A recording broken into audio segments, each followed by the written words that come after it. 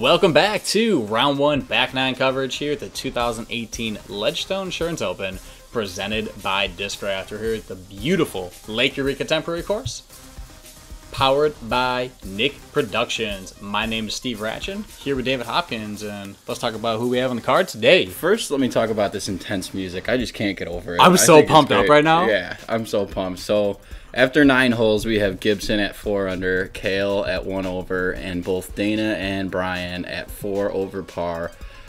I'm going to guess there's going to be some more OBs, as we saw in the last video. So but many also OBs. Some great shots. We're moving on to hole 10. Changed from last year. Yeah, a little bit. The basket got pushed over a little more to the right, a little bit shorter. It says it plays 450, but it's probably playing like 420, I would guess. Players are going to want to do a flip-up hyzer without slipping on the tee pad. Yeah, it looks like Drew slipped there and hyzered right into the bush. Yeah. And that is a pile of nettles. Spoiler alert, don't go in there. And Brian, he just learned to play with the other hand, so he can throw this route.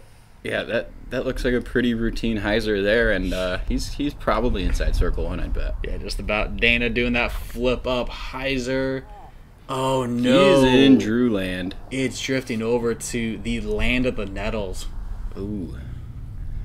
Cale, are we going to see a beautiful... No, it's a hyzer. I thought we were going to see a beautiful little flip hyzer shot, or flip up to hyzer. Playing over nettle land. And probably nestled in between circle 1 circle 2 right there. Who do we got? Dana trying to throw a thumber through nettle land? Dana had absolutely nothing over there. He just tried throwing a thumber and got hung up. Thankfully, did not go out of bounds and is able to pitch out. That was Dana pitching out? Yeah. Take us 4. Because I know Drew's over there. I think this is Drew. Ooh, saucy! Drew from nettle land. Puts it in. That's outside circle 1. That's a couple of putts for Drew outside circle 1 as we see Cale miss one. Could we say that putt was burning hot? Hey-oh.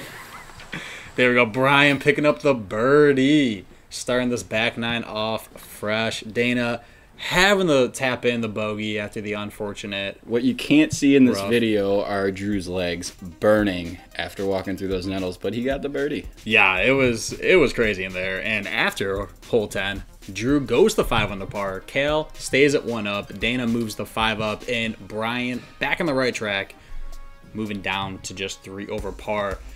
Moving on to hole 11 here, 300 feet. You did see the tree a little bit on the left-hand side, but that really doesn't come into play for most players who are going to be throwing a sidearm here.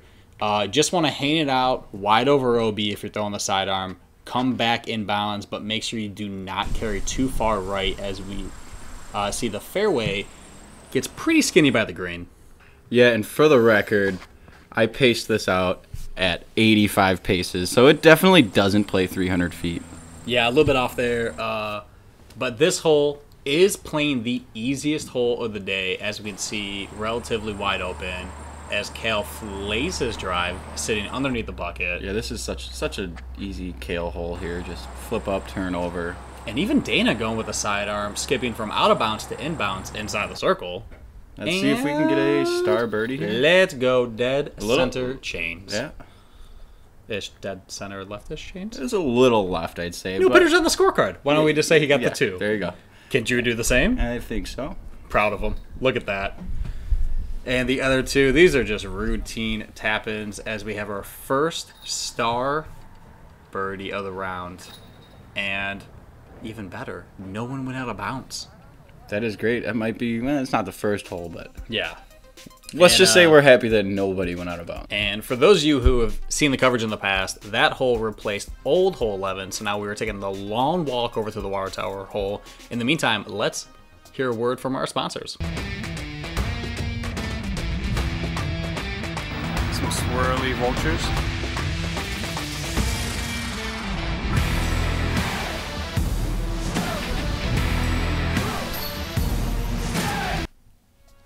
All right, and after that long walk, we're here. Hole 12, the infamous water tower hole with a new paint job this year. 354 feet uphill, par 3. Plays slightly like an island, but there is a layup zone in front. Yeah, I'm going to guess we're going to see some booming hyzers here, especially from Drew. Looked like a booming hyzer right there. As long as you don't hit the water tower, Oh, he did. Oh, sit, baby, sit. Son of a biscuit. Jumpman jumped out of bounds there, unfortunately. Let's see how Brian, the lone lefty, is going to attack this hole, Dave. Looks like he's just going layup with what I would assume is a zone. Yeah, so there is a pretty big drop zone in front. If you don't want to go big hyzer, Cale is going to go big hyzer. As long as he doesn't hit the water tower. No, not again. Oh, man. This water tower, some would say it's unpredictable how discs are going to react off it, but I'd say it's pretty predictable that discs are just going to hit it and roll OB. Yeah, almost every drive I've seen that hit the water tower did roll OB. I actually saw one that hit the water tower, almost rolled back inbounds to the drop zone. It just missed. Far back it down just the hill? missed this little entrance here. And Brian, after laying up, scoots right up to the green. He's going to be looking at the lone par unless any one of the other three guys can throw in from the drop zone. We might see a throw in here from Drew. Let's see. Oh, sit, baby, sit. Okay. There's Jumpman. Stayed. Gets the green flag. And I just want to point out, Cale went out of his way to thank every single spotter he passed. We covered him 3 times, and every time we passed a spotter, went up to them and thanked them. One of the nicest guys in the sport. All 3 players managed to get inbounds off the drop zone. Brian is actually playing for par here, executing the game plan that he came today with. That's got to feel good. 100%. And here is Drew from about 22 or so feet. Oh, no. Uncharacteristic there. He's going to have to tap that in for the double bogey 5. Ouch. Dana able to scramble bogey from the drop zone. Cale looks about to do the same. This is one of those holes that you would think plays to Drew's strengths, you know, power thrower. Roughly, would you say maybe 400 foot hyzer with the uphill? Yeah, but in reality, I believe he was just throwing a Firebird and it only missed this distance by about a foot because he hit that water tower, jumped over the OB line, and after 12 holes, we see that Gibson drops the 4 under par, Cale 1 up, Dana 5 up, and Brian 2 up. We are moving on to the only par 5 on the course today, 1,080 feet.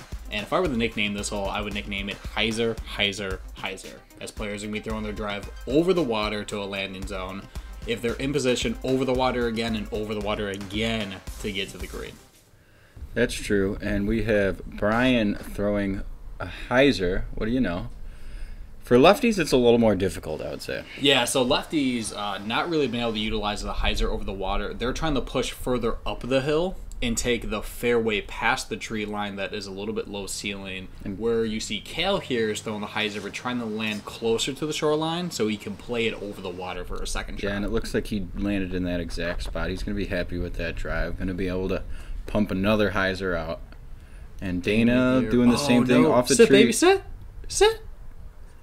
Well, I'm trusting our graphics master with no out of bounds there and seeing that Dana is just nestled on the rocks in bounds. I'm going to say that little kid there stopped it from going out of bounds. No, those kids were great. They were in the water the entire day, picking the disc out for the players. Drew pitching much more distance off than the rest of the competitors. Over 2 meters you get.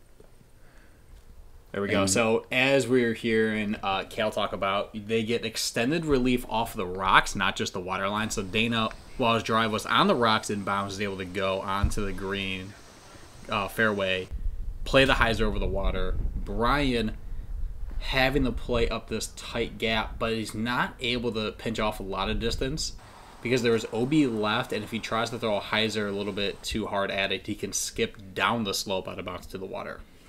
And here's another hyzer from Cale, just putting it to the second landing zone, you might say, in prime position to pick up that birdie for. And Drew, after throwing much further up than the rest of the players, has to throw a grenade over the bush tree area. He only threw that actually about maybe 250 feet, but he landed in the landing zone because he bit off a lot on the drives. Exactly, and now he has a relatively open upshot into the green, plays the hyzer over the water, and I think he landed right next to the basket. I think he did. I think he got a nice little tombstone right next to it. Dana playing the same hyzer, and there we go, landing just inside of Drew's shot, close to the basket. See that nice there. little poof from the dust. Pretty hard grass there. Yeah, and that's what the players were talking about, was that their depth perception was a little bit off between the trees and the basket here, but they knew that if they saw that poof of dust come up, that they were inside the circle and had a good shot. There you go, and Brian with that lefty forehand playing over the water. Can Cale follow suit, but the rest of his card mates plays the hyzer over the water? Will the poof be there? The poof was there.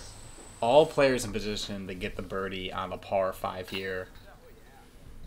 Brian does just that, putting it in. Are we going to see the star birdie for him? Boom. Drew gets the birdie as well. Cale just a little bit closer there.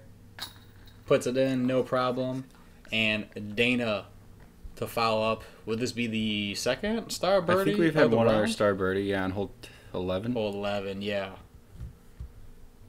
If he can put it in, there it is. There Good we have putt, it. Dana. This hole only yielded 25% birdies, playing half a stroke over par, but all 4 competitors managed to do it. After hole 13, Drew's 5 down, Cale 1 down, Dana 4 up, Brian 1 up.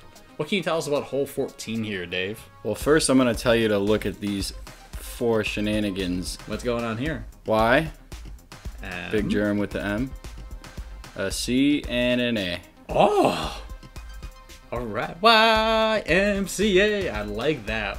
So 805-foot par 4. Really, the first shot, put it in the landing zone, maybe 350 feet straight. Righties, backhand straight. Lefties, also backhand. You might see. Oh, look at that. Or a side on.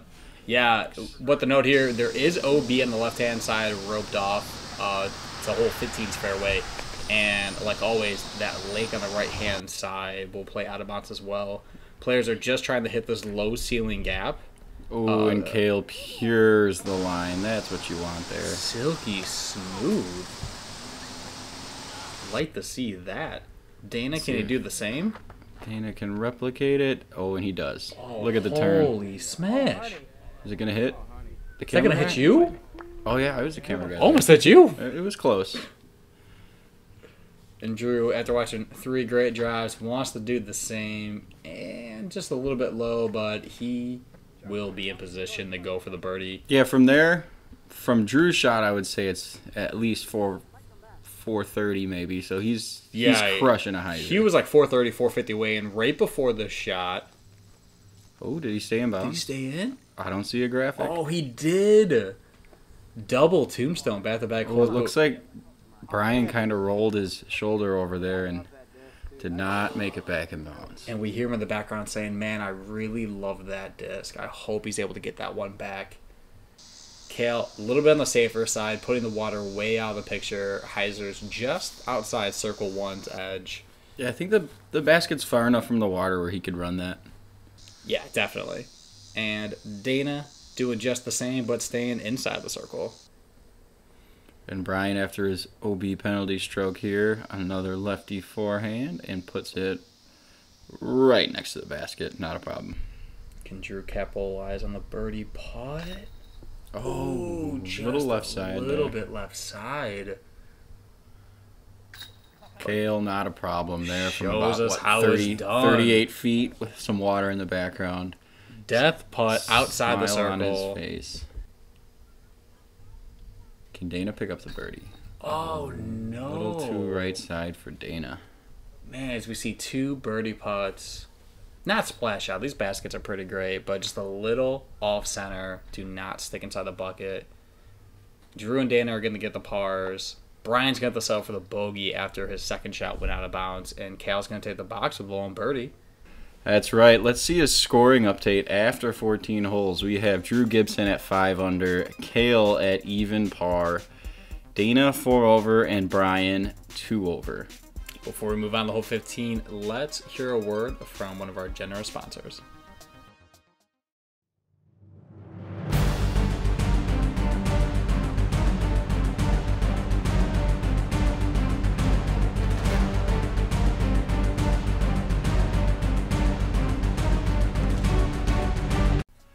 And we're back. Hole 15. turnover shot because there's a Mando, which is that tree. You have to play to the left of it. You're going to this raised basket. OB behind, OB to the left. Yeah, 315 feet uphill plays more like 360, 370. At least, yeah. With how steep this is. A lot of guys I've even seen been throwing big drivers, so. Dana's going swirly MD turnover. Gets the turn on it, but can it stop? Oh. Oh, it looks like he did settle before yeah, that's right, out of bounds comes into play. Ooh, a forehand from Gibson here. Yeah, he's got the power to get up the hill for sure.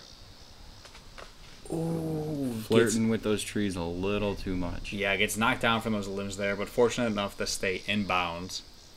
And Brian, being the lone lefty, can he capitalize on this fairway? I'm going to go ahead and say circle one. Oh, just outside. Just outside.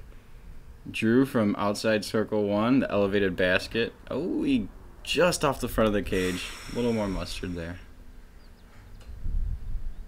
Oh no, another low putt with this elevated basket. And that's one of the worst sounds because you know everybody in the surrounding holes heard that, so they're turning towards you looking at you. Agreed. With the landscape we have with this course, after we see Dana getting the great birdie 2 in this hole, most sounds travel across that lake, across the course. So when this basket's getting hit, that donk is going holes away, and for all your competitors to hear.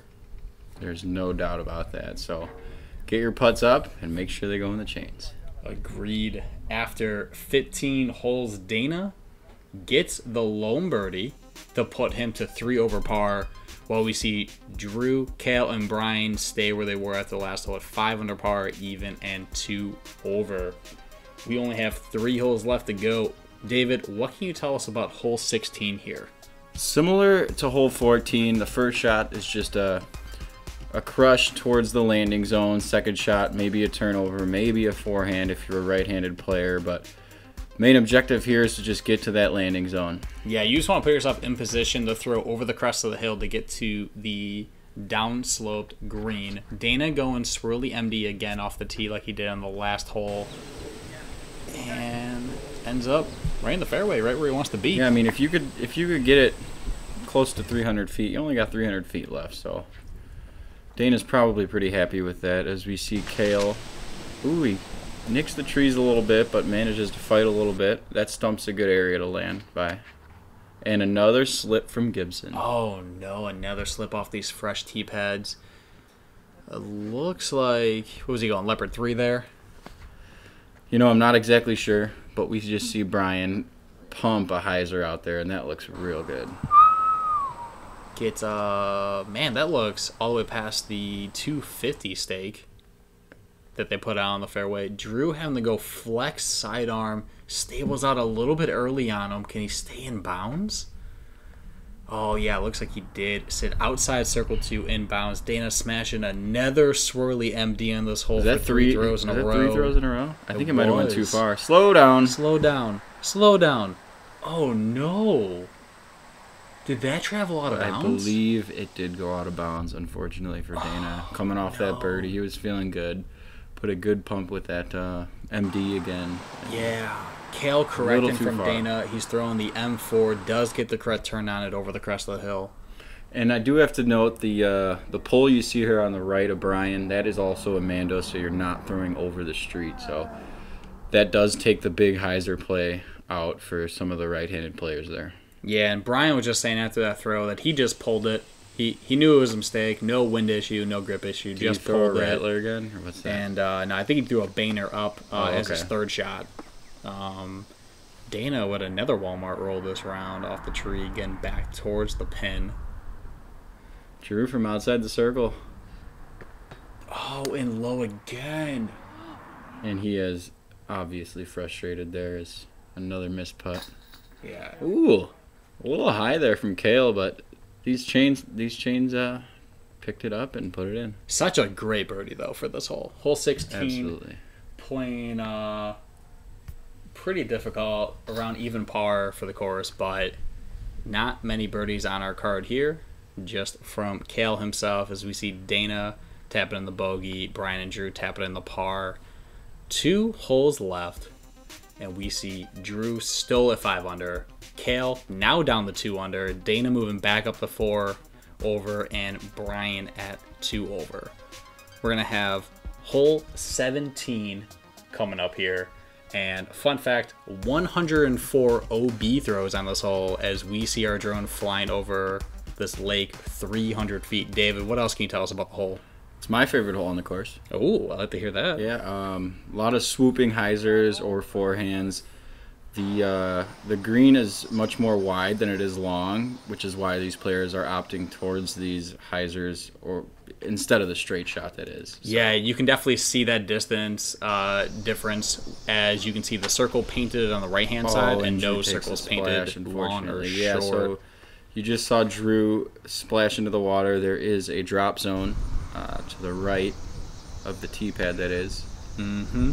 And Brian playing to that wide side of the fairway, throwing a zone hyzer. And Dana, can he get in bounds here?